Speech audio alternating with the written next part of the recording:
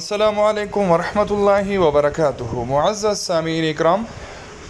دا شیخ ابو حسن سواتی کم چې بیانونه کوي او د دوی دا بیانونه عموما تاسو د دې دا تمنیل وګورئ د پاسه چې دا کم تصویر پې لګېدلی، دا کم اشتهار چې کوي د بیان په دې بیان باندې تاسو که وګورئ اندازه وکړئ نو په هر یو باندې داسې یو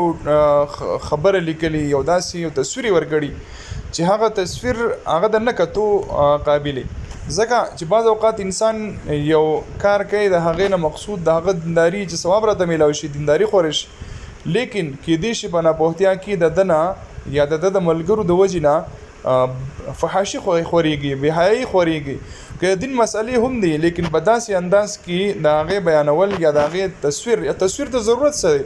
بس په خبرو کې سړی ولیکي او خبره پیش کړي، لیکن دوی چې دا کم تصویران شیر کوي او دا کم تصویران په دې تمنیل باندې ورکوي صرف د دې دپاره چې په دې باندې ویوز ډېر راشي او خلک یې وګوري،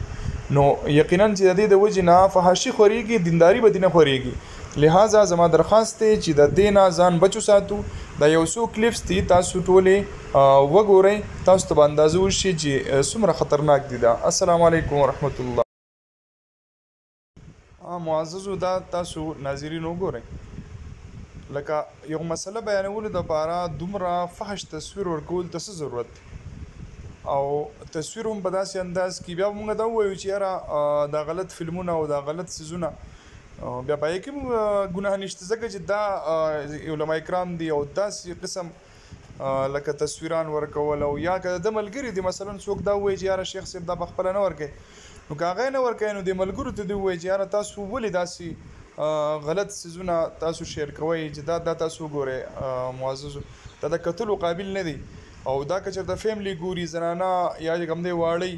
نو زما خو درخواست دا دی زما دا ویډیو ماشومانو ته او زنانو ته مه لګوئ، که یې زنانه نو هغو ته درخواست دی چې دا نه ګوري.